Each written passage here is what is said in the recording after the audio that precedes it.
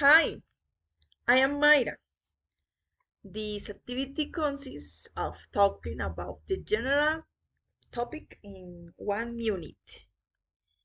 Let's start.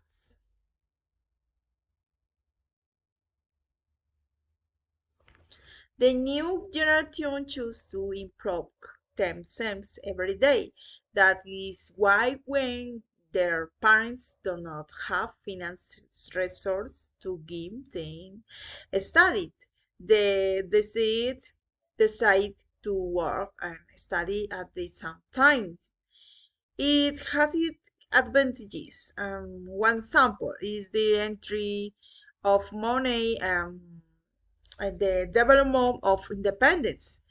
The disadvantages that you no longer have free time to go out and enjoy yourself as before due due to responsibilities.